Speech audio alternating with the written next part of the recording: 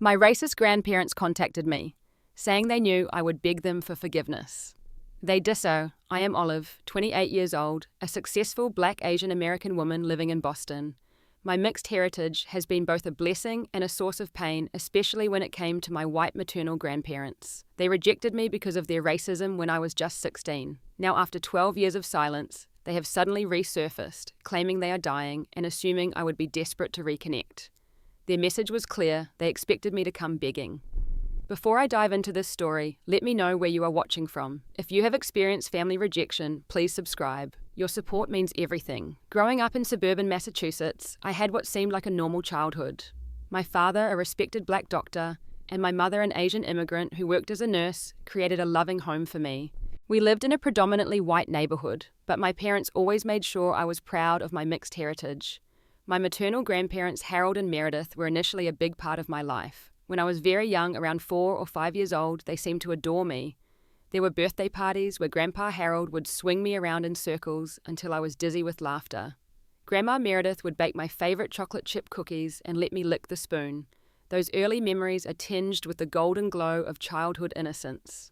During the holidays, we would gather at their spacious colonial house. The Christmas tree would tower in their living room, and I would help Grandma Meredith hang ornaments on the lower branches. Grandpa Harold would lift me up to put the star on top, calling me his little helper. These moments felt perfect at the time. My mother always seemed most relaxed at her parents' house, reverting to a childlike state herself. She would laugh more freely there, her accent becoming slightly more pronounced as she slipped into comfortable patterns from her youth. My father would join in these family gatherings, always impeccably dressed and unfailingly polite. In those early years, I didn't understand the subtle tension that sometimes filled the room when certain topics came up. I didn't notice how my grandparents would sometimes stiffen when my father spoke about his family traditions, or when my mother referenced our visits to my paternal grandparents in Atlanta. Around the age of 8, things began to change, or perhaps I simply became old enough to notice what had been there all along. There were comments about my hair from Grandma Meredith. "Wouldn't it be easier if we straightened it?" she would ask my mother while running her fingers through my curls with a slight grimace. "It would look so much prettier." Each time she said this, I felt something in my chest tighten. Grandpa Harold had his own ways of making me feel different. "You know you got your smarts from your mother's side," he would say after I brought home good grades.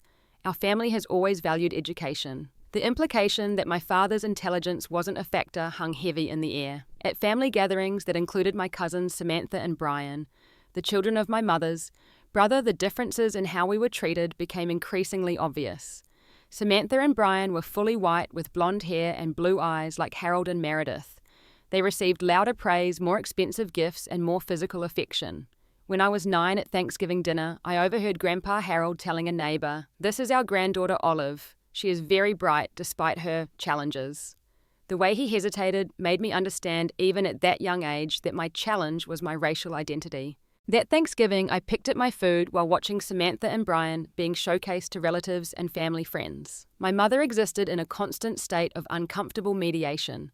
When Harold or Meredith would make a comment about my appearance or imply something about my heritage, she would quickly change the subject or offer a weak, "Mom, please." But she never directly confronted them or firmly defended me.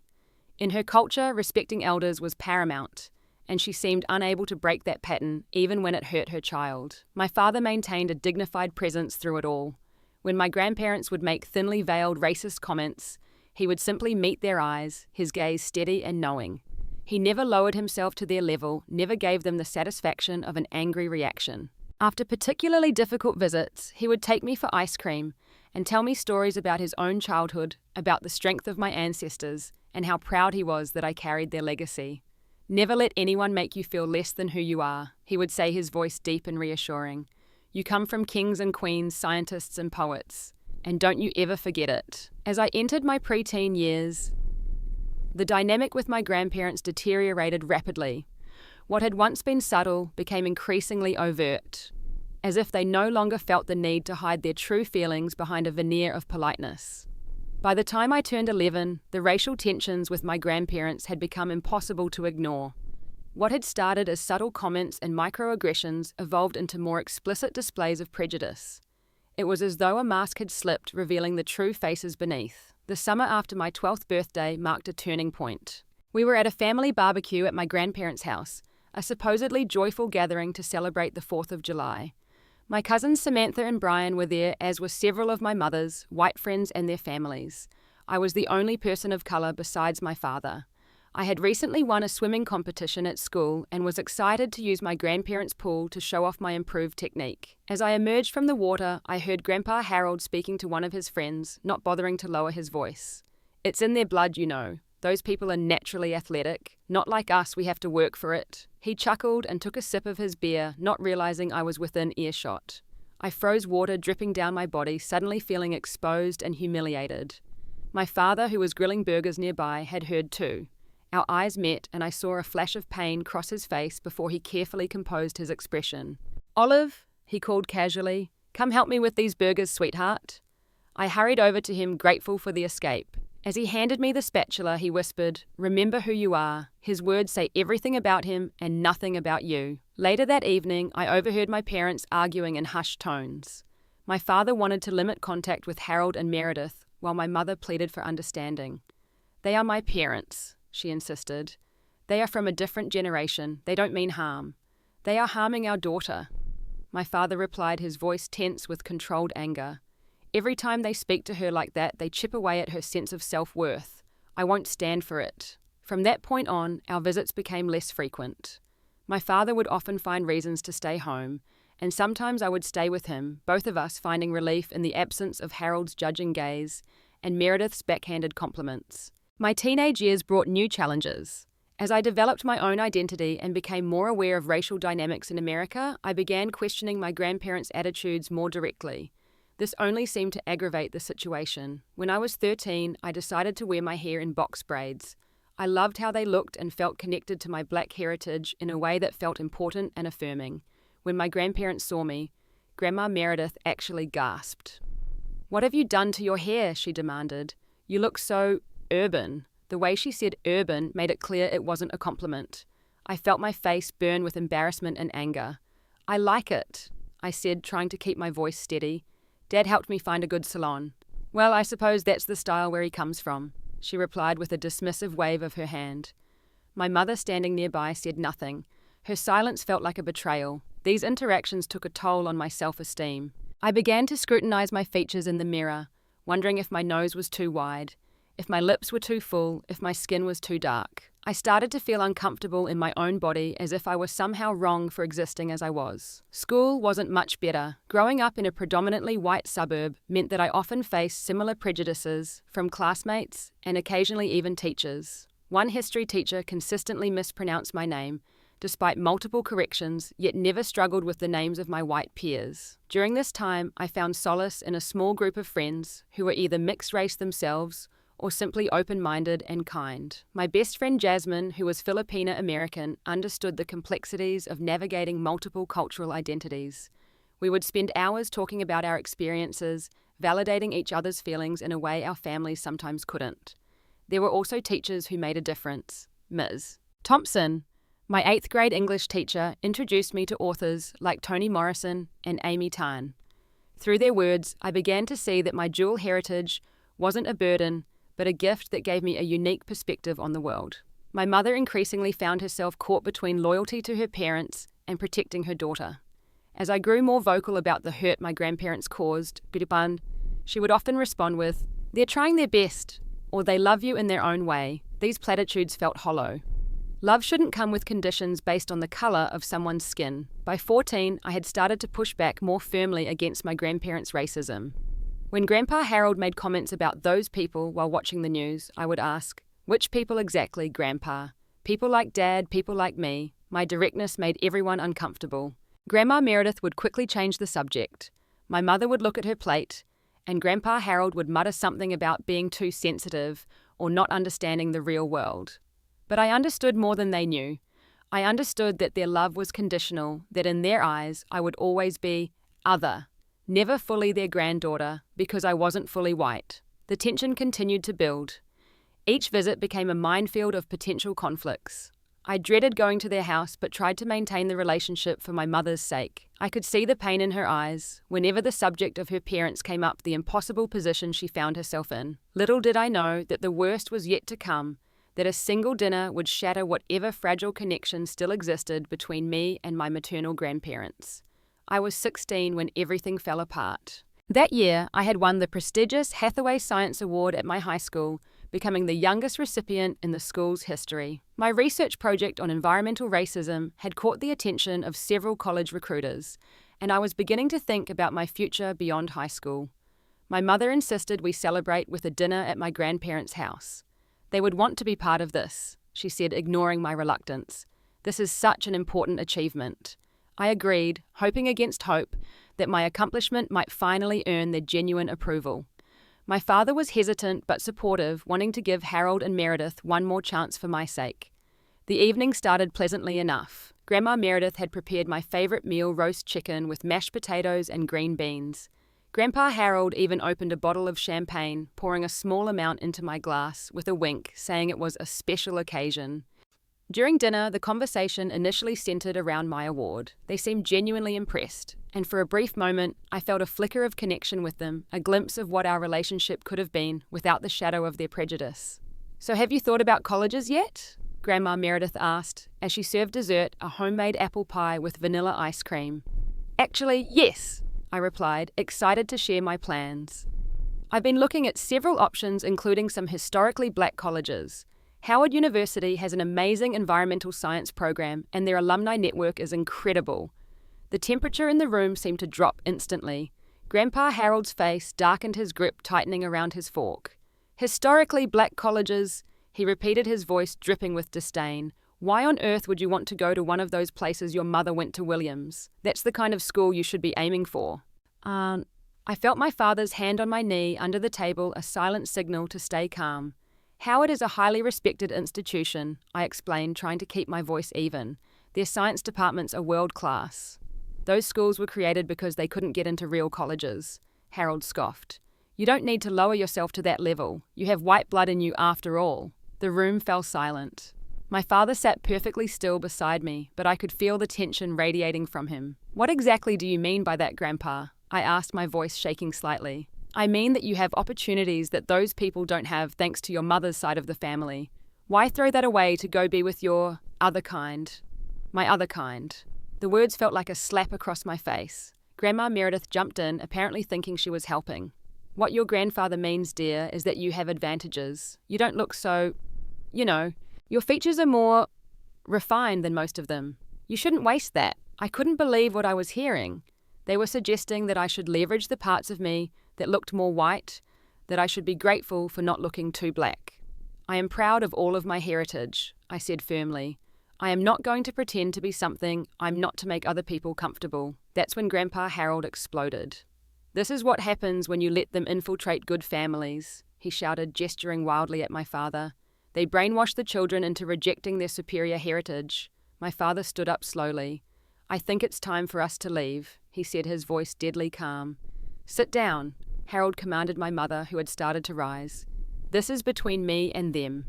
The way he said "them" made it clear he was grouping me with my father as separate from him and his family.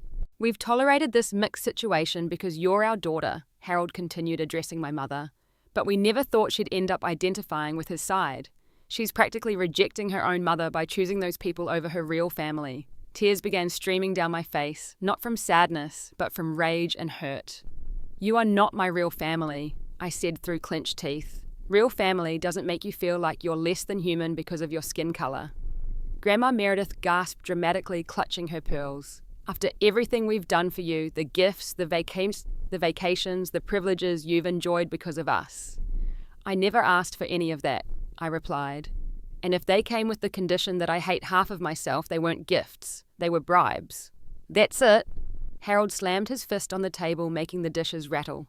"I will not be spoken to this way by an ungrateful child who clearly doesn't understand the natural order of things." "Cassate," he pointed at the door. "As far as I'm concerned, you're no longer our granddaughter.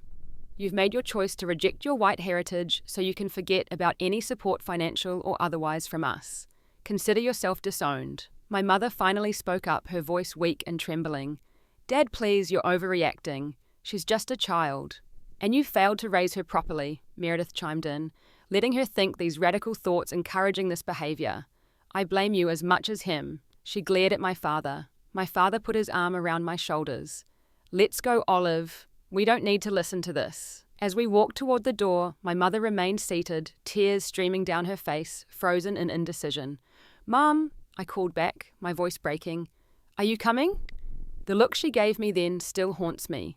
It was a look of anguish of being torn between her child and her parents. After a moment's hesitation, she said, "I need to talk to them.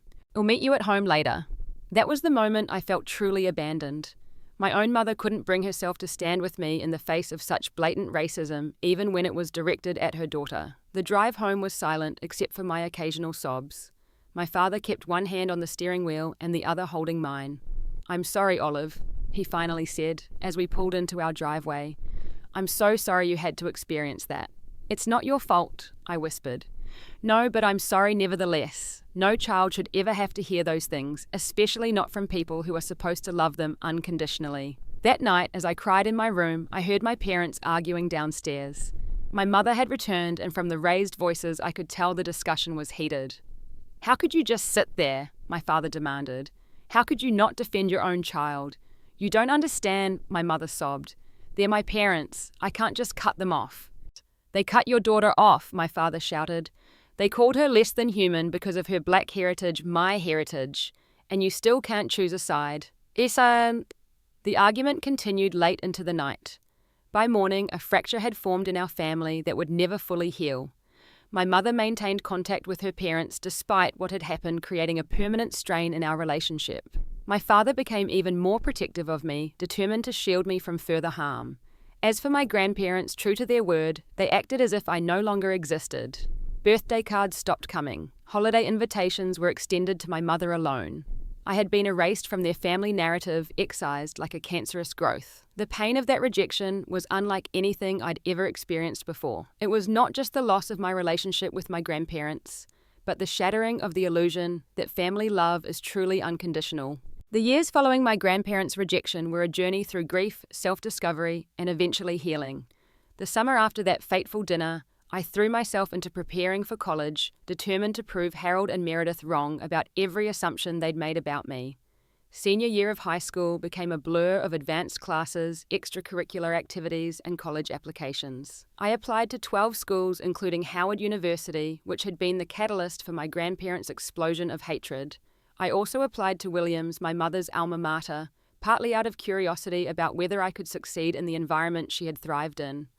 Home life had changed dramatically. My mother moved through our house like a ghost caught between worlds. She continued to visit Harold and Meredith weekly, always alone, returning with a heaviness that filled our home like smoke. She never mentioned these visits, and I never asked about them. It was as if we had silently agreed to pretend that part of her life didn't intersect with ours.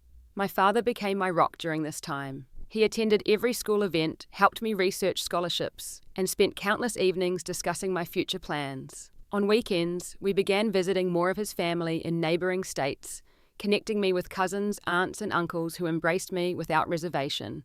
Through them, I began to rebuild my sense of family and belonging. The acceptance letters started arriving in spring. I was admitted to 10 of my 12 schools, including both Howard and Williams. After much consideration, I chose Howard not as a reaction to my grandparents, but because when I visited the campus, I felt something I had rarely experienced before. I felt like I belonged without having to explain or justify my existence. When I told my mother my decision, she nodded silently. I could see the conflict in her eyes, but she didn't try to change my mind. "I just want you to be happy," she said softly, though I could tell she was disappointed I hadn't chosen her alma mater. My father, on the other hand, was bursting with pride. He had never pushed me toward HBCUs, always insisting that the choice was mine alone, but I could tell he understood the significance of my decision. The day I left for college was the first time I felt truly free. Washington, D.C. was hundreds of miles from the suffocating atmosphere of my childhood home and the shadow of my grandparents' rejection. As I set up my dorm room, arranged my books on shelves, and pinned photos to my bulletin board, I realized none of them included Harold and Meredith. They had effectively been excised from my visual history, just as they had cut me from theirs. College became a revelation. For the first time, I was surrounded by people who saw all of me, not just parts they chose to acknowledge or reject. My mixed heritage, instead of being a source of conflict, was simply one of many diverse backgrounds in my friend group. I no longer had to code switch or carefully monitor my speech music choices or hairstyles to avoid triggering someone's racial discomfort. I majored in environmental science with a minor in communications, combining my passion for environmental justice with newfound skills in advocacy. I joined the debate team, wrote for the school newspaper, and interned with an environmental nonprofit during summers. Each achievement felt like a step further away from the identity my grandparents had tried to impose on me and closer to the person I was meant to be. Therapy became an essential part of my healing journey during sophomore year. After a particularly difficult phone call with my mother, in which she once again tried to subtly suggest that I was being too harsh on my grandparents, I realized I needed professional help to process the rejection and its ongoing impact. Dr. Warner, a black woman therapist with expertise in racial trauma, helped me understand that what I had experienced wasn't just typical family conflict, but a specific form of racial rejection that carried unique wounds. What your grandparents did, she explained during one session, was reject not just your choices or behaviors, but your very existence, your essence. That's a profound injury that needs specific care to heal. Through therapy, I began to recognize patterns in my relationships that stemmed from this rejection. I had become hyper-vigilant about detecting signs of conditional acceptance.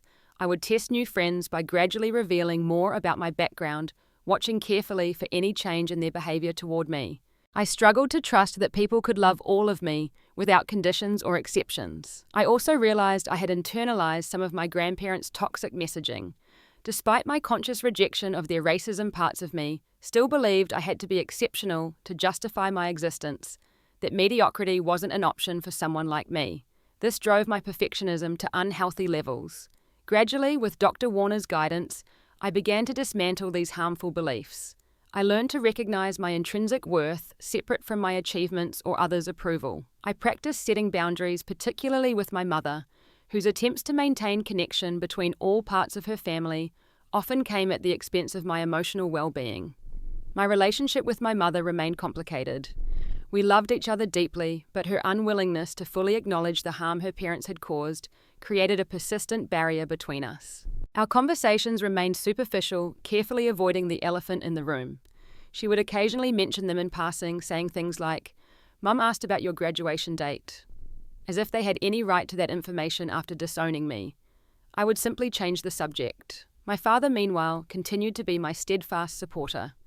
When I graduated summa cum laude, he wept openly with pride.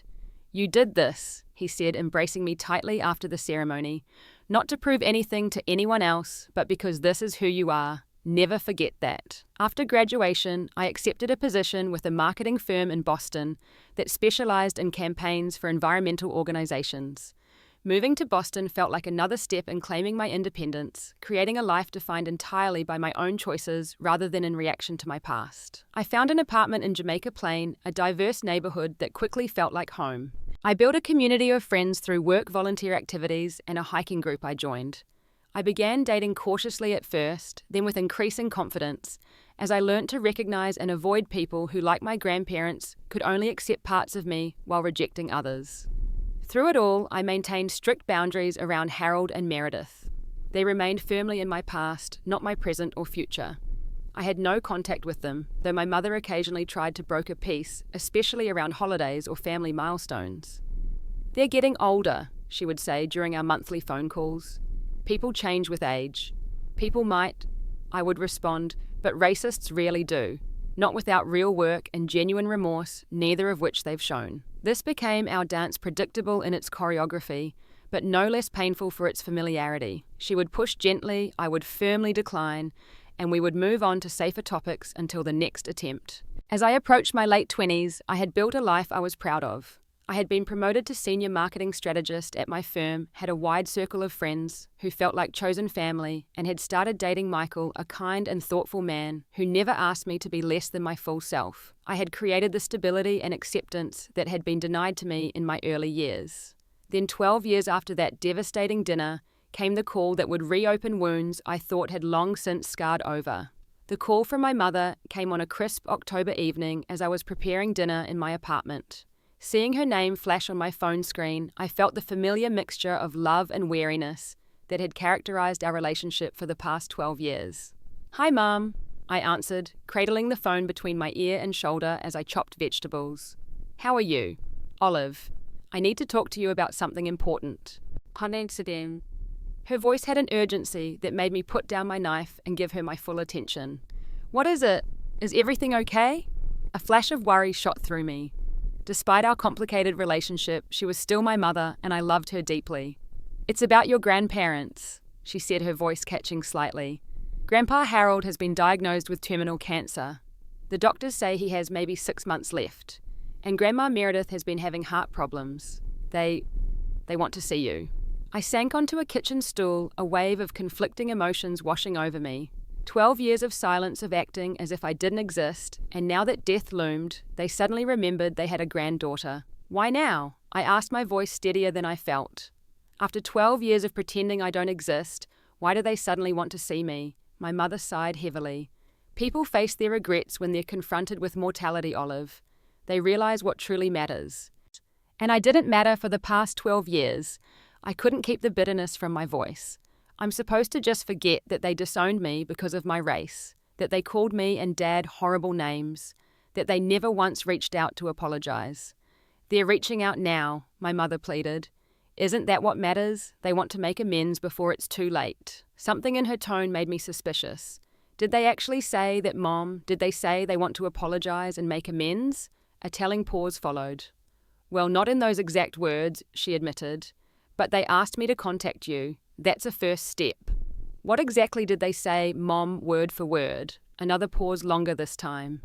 Grandpa Harold said, tell Olive we know she will want to come see us before it's too late. We always knew she'd come begging back eventually. She's still got Wilson blood in her after all.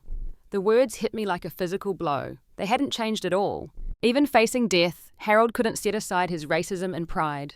He wasn't seeking reconciliation. He was expecting submission. He anticipated that it'd come crawling back, grateful for the opportunity to be in their presence again. So they haven't changed, I said flatly. They're still the same people who threw me away for having the audacity to be proud of my black heritage. Olive, please, my mother begged. They're old and sick. Can't you find it in your heart to forgive them, for me, if not for them? Forgiveness requires remorse, Mom. They clearly don't feel any. They expect me to apologize to them for being who I am. It's not like that, she insisted. They just don't know how to express their feelings properly. That's how they were raised. It was the same excuse she'd been making for them my entire life. Different generation, different upbringing, as if that justified their hatred and cruelty. I need time to think about this, I said finally. I can't give you an answer right now. Don't take too long, she urged. We don't know how much time Grandpa Harold has left. After hanging up, I sat motionless in my kitchen dinner, forgotten. My carefully constructed peace had been shattered by a single phone call. All the old pain came rushing back, as fresh as if it had happened yesterday instead of 12 years ago. Over the next few days, I received messages from extended family members, cousins and aunts I'd barely spoken to over the years. Suddenly, everyone had an opinion on what I should do. You should go see them, urged my cousin Samantha, who had always been my grandparents' favourite. Everyone deserves a second chance. Family is family, insisted my mother's brother Uncle James. Blood is thicker than water. The pressure mounted from all sides. My mother called daily, providing updates on Harold's condition, each one designed to increase my sense of urgency and guilt. The doctors say the cancer has spread to his lymph nodes, she reported one day. Grandma Meredith had to take him to the emergency room last night because he was having trouble breathing. I felt myself weakening under the constant assault of guilt and family obligation. Maybe I should just go, I thought. One brief visit to satisfy everyone to be the bigger person. What could it hurt? Then during a Sunday brunch with my closest friends, I finally voiced the conflict that had been consuming me. My racist grandparents who disowned me when I was 16 are now supposedly dying and want to see me, I explained. Everyone in the family is pressuring me to go to forgive and forget for the sake of peace. My friend Jasmine, who had known me since college, looked appalled. Have they apologized? She asked. Have they acknowledged the harm they caused? No, I admitted. In fact, they said they always knew I'd come begging back eventually. That's not reconciliation, said Michael, reaching for my hand across the table. That's them trying to maintain their power over you until the very end. Exactly, agreed our friend Tony. They don't want closure, they want submission. They want to die believing they were right all along, and you're offering them that satisfaction. Their perspectives cut through the fog of manipulation that had been clouding my judgment. They were right. This wasn't about healing or reconciliation. It was about Harold and Meredith wanting to maintain their narrative of superiority to have the final word. The next day, I called my therapist for an emergency session. Dr. Warner listened carefully as I explained the situation, then offered her professional assessment. What you're describing, she said, is not a genuine attempt at reconciliation. True reconciliation requires acknowledgement of harm, sincere apology, and changed behavior. Your grandparents have shown none of these. So you don't think I should go. I think you need to make that decision based on what's truly best for your well-being, not based on others' expectations or societal pressure. Ask yourself, will seeing them bring you peace, or will it re-traumatize you and validate their racism? Armed with this clarity, I called my mother that evening. I've been thinking about Grandpa Harold and Grandma Meredith, I began. Oh, Olive, I'm so glad, she interrupted excitedly. I'll tell them you'll visit this weekend. Mom, stop, I said firmly. I'm not finished. Before I make any decisions, I need to know more about their health situation. Have you seen their medical records? Have you spoken to their doctors directly? My mother hesitated. Well, no, but they wouldn't lie about something like this. Wouldn't they? I pressed. They've manipulated situations before. Remember when Grandma Meredith claimed she had pneumonia right before Dad's birthday celebration? So you would cancel it to be with her, and it turned out to be a mild cold. The silence on the other end of the line told me I'd hit a nerve. My mother knew as well as I did that manipulation was a familiar tool in her parents' arsenal. I'll look into it, she finally said. I'll ask to speak to their doctors. 2 days later, she called back, her voice tight with embarrassment. I spoke with Grandpa Harold's oncologist, she admitted. He does have cancer, but it's in the early stages and highly treatable. The prognosis is quite good with proper treatment. And Grandma Meredith has mild hypertension, not the serious heart condition they implied. They lied, I said unsurprised. They exaggerated their conditions to manipulate me into coming back. They're still not well, my mother defended weakly. They are getting older. Mom, everyone is getting older. That doesn't give them the right to manipulate and lie to get what they want. The conversation that followed was difficult but necessary. I explained to my mother that I would not be visiting Harold and Meredith, not because I couldn't forgive, but because there was nothing to forgive without acknowledgement and remorse. If they want to genuinely apologize and make amends, they can call me directly, I said. No intermediaries, no manipulation, no assumptions that ill come begging back. They'll never do that, my mother whispered finally, admitting the truth we'd both known all along. Their pride won't allow it. Then that's their choice, I replied, just as disowning me was their choice. And living with the consequences of those choices is also theirs to bear. Before ending the call, I made one final decision. I want to speak to them, I said, not to reconcile, but to make my position clear. Can you arrange a call? The next evening, I found myself on the phone with Harold and Meredith for the first time in 12 years. My heart pounded as I heard Harold's gruff voice, slightly weaker than I remembered, but still carrying that same tone of superiority. Well, Olive, your mother says you wanted to talk to us, he began. I suppose you've come to your senses after all these years. Actually, Grandpa Harold, I said, the title feeling foreign on my tongue. I wanted to tell you directly that I won't be visiting. I know about your exaggerated health claims, and I want you to know that I haven't spent the last 12 years waiting for your approval or acceptance. Now see here, he blustered, but I continued determined to have my say. You disowned me for being proud of all parts of my heritage. You rejected me, not the other way around. If you genuinely want reconciliation, it needs to start with a real acknowledgement of the harm you caused and a sincere apology, not manipulation and lies. We don't have anything to apologize for, Meredith cut in. We only wanted what was best for you. If you chose to reject your advantages and identify with that side of your family, that's your loss. And there it was. Confirmation that 12 years had changed nothing. They still saw my black heritage as inferior, still believed they had done nothing wrong in rejecting me for embracing it. Then we have nothing more to discuss, I said calmly.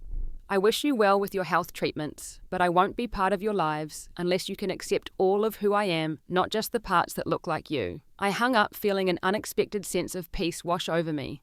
I'd finally confronted them on my terms, not theirs. I'd spoken my truth without anger or bitterness, but with the clarity and confidence of someone who knew their own worth. That brief conversation confirmed what I'd suspected all along. Their supposed desire for reconciliation wasn't about healing or love. It was about control and maintaining their narrative of racial superiority. They didn't want me back. They wanted submission, acknowledgement that they had been right all along. But I was no longer the vulnerable 16-year-old girl desperate for their approval. I was a woman who had built a life on my own terms, who had found love and acceptance from people who valued all of me. In refusing to engage with their manipulation, I had finally freed myself completely from their power. It was the most liberating feeling I had experienced in years. In the weeks following my confrontation with Harold and Meredith, I experienced a strange mixture of emotions. There was grief for the grandparents. I never truly had anger at their continued racism relief, at finally setting firm boundaries, and a surprising sense of liberation. It was as if, by explicitly rejecting their terms for re-entry into their lives, I had cut the final invisible threads that still bound me to their approval. My mother was devastated by my decision. "I just wanted us to be a family again," she said tearfully during one of our increasingly rare phone calls. "I wanted peace before it was too late." "I understand that, Mum," I replied gently. "But peace built on lies and continued racism isn't really peace. It's just submission dressed up as reconciliation." The distance between us grew in the following months.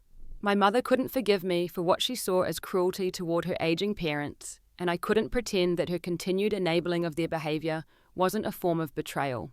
We still spoke, still exchanged birthday and Christmas gifts, but the easy closeness we'd once shared seemed irretrievably lost. In contrast, my relationship with my father deepened further. When I told him about my decision and the confrontation that followed, he nodded slowly, his eyes shining with a mixture of pride and sadness. "You know, when you were born," he said, "I promised myself that I would do everything in my power to ensure you never felt the sting of racism. It was a naive promise, of course. I couldn't shield you from the world. But what I could do was teach you to stand tall, to never apologize for who you are, to recognize your inherent worth. Seeing you now, I know I at least got that part right." His words meant everything to me. While losing the possibility of reconciliation with my grandparents and the closeness with my mother was painful, my father's unwavering support reminded me that family is defined by love and respect, not merely by blood. I focused on strengthening the relationships that nourished me. Michael and I moved in together that spring, finding a spacious apartment with a small garden where we grew herbs and flowers. My circle of friends became even more important, providing the unconditional acceptance and support that extended family should have offered. I created new traditions to replace the old ones tainted by my grandparents' rejection. Thanksgiving, once a dreaded holiday fraught with tension at Harold and Meredith's table, became a joyous Friendsgiving celebration in our apartment, with guests from all backgrounds sharing dishes that reflected their diverse heritages. Christmas, which I had spent with my father's family since the estrangement, evolved into a blend of traditions from both sides of my heritage, honouring my complete identity rather than forcing me to choose. My therapy sessions with Dr. Warner took on a new focus. Having confronted my grandparents and set firm boundaries, I now needed to work on forgiving myself for any lingering guilt or shame. For years, a small part of me had wondered if I could have somehow been different, better, more acceptable to prevent the rejection. Dr. Warner helped me recognize this as internalized racism, the toxic belief that I should have minimized my blackness to appease white comfort. "The only person you need to forgive is yourself," she told me during one particularly powerful session, forever believing, even subconsciously, that their rejection was in any way your fault or responsibility. This inner work proved more challenging than I expected. Unlearning the subtle messages I'd internalized about my worth being tied to white approval was a process that required constant vigilance and self-compassion.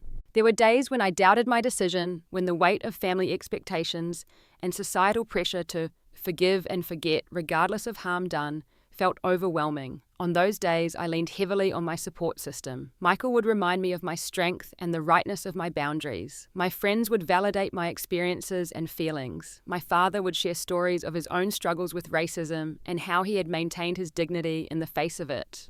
6 months after our confrontation, I received word through my mother that Harold's cancer was responding well to treatment and his prognosis had improved significantly. The news confirmed what I had suspected: the deathbed reconciliation had been largely manufactured to pressure me into compliance. Around the same time, I was offered a promotion at work to lead a new initiative focused on marketing environmental justice campaigns to diverse communities. The role perfectly aligned with my personal values and professional skills, allowing me to advocate for communities like those my father had grown up in, communities often disproportionately affected by environmental hazards. This professional advancement felt particularly meaningful given my grandparents' belief that embracing my Black heritage would somehow limit my opportunities. Instead, my unique perspective as a mixed-race woman had become a valuable asset, enabling me to bridge different communities and experiences in my work. Michael proposed that fall on a hiking trail in the White Mountains as the leaves were turning golden and crimson around us. As he slipped the ring onto my finger, I felt a moment of sadness, knowing that my mother might not fully share in this joy and that Harold and Meredith would never be part of our wedding. But that sadness was quickly overwhelmed by gratitude for the authentic love I had found, love that embraced all of who I was. Planning our wedding became an exercise in setting boundaries and honoring what truly mattered to us. When my mother tentatively asked if Harold and Meredith would be invited, I was able to respond calmly and clearly. No, Mom, they made their choice 12 years ago when they disowned me. That choice had consequences, and one of them is not being present for the important moments in my life. They haven't changed, and neither has my boundary. Instead of focusing on who wouldn't be there, Michael and I created a celebration that reflected our values and honored the people who had genuinely supported us. My father walked me down the aisle with tears in his eyes. My mother attended alone, her expression a complex mixture of joy for me and sadness for the divided family she couldn't reconcile. In the years that followed, I occasionally heard updates about Harold and Meredith through my mother.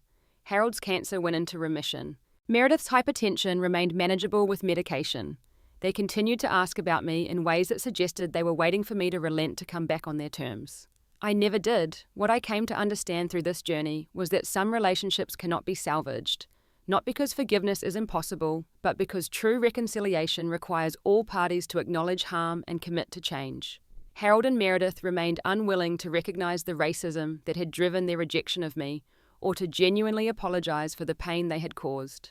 I also learned that forgiveness and reconciliation are not the same thing. I could release the anger and bitterness I felt toward my grandparents without allowing them back into my life. I could wish them well without subjecting myself to their continued racism. This distinction brought me peace when well-meaning people suggested I should forgive and forget for the sake of family harmony. Creating boundaries with my mother was perhaps the most difficult aspect of this journey. Her continued contact with Harold and Meredith, her unwillingness to fully acknowledge their racism, and her persistent attempts to broker peace at the expense of my dignity necessitated a certain emotional distance between us. We maintained a relationship, but it was forever altered by her inability to choose her daughter's well-being over her parents' comfort. My father, in contrast, became an even more central figure in my life. As Michael and I began discussing starting our own family, my father's example of protective, affirming parenting became the model I hoped to follow. He had shown me that love should never require denying essential parts of oneself, that true family provides refuge from the storms of racism and prejudice rather than creating them. Through my work in environmental justice marketing, I found purpose in advocating for communities that had historically been marginalized and ignored. This allowed me to transform the pain of my personal experience into meaningful action that benefited others. There was healing in this work in using my voice to amplify those who, like my 16-year-old self, had been told they didn't matter enough to be heard. I also began speaking occasionally at college campuses about racial identity, family estrangement, and setting boundaries with toxic relatives. These talks connected me with others who had experienced similar rejections, creating a community of understanding that further validated my experiences and choices. What I wish Harold and Meredith could understand is that death doesn't erase a lifetime of hate. Terminal illness doesn't automatically entitle someone to forgiveness they haven't earned. The prospect of mortality doesn't negate the need for genuine remorse and changed behavior. True healing comes not from forced reconciliations or pretending harm never occurred, but from honoring your own worth enough to require respectful treatment. It comes from building a life filled with people who love you completely, not conditionally. It comes from creating boundaries that protect your dignity and refusing to compromise on your humanity for anyone's comfort, even family. I don't know if Harold and Meredith will ever truly change before they die. What I do know is that I no longer need them to. I have built a life rich with love, purpose, and authentic connections. I have freed myself from the need for their approval or acceptance. I have learned that family is defined not by blood, but by respect, love, and mutual care. If there's one thing I could tell that 16-year-old girl sobbing in her father's car after being disowned, it would be this: the rejection that feels like the end of your world right now will eventually become the beginning of your freedom. The people who cannot love all of you don't deserve any of you. And one day you will be grateful they showed you who they were, because it allowed you to build a life surrounded only by those who truly see and celebrate your complete, beautiful self. Have you ever had to set boundaries with family members who couldn't accept all of who you are? Did you feel guilty about it, or did it bring you peace? I'd love to hear your experiences in the comments below. And if this story resonated with you, please like, subscribe, and share it with others who might need to hear that they're not alone in choosing their dignity over toxic family relationships. Thank you for listening to my story, and remember, you deserve to be fully seen, accepted, and loved for exactly who you are.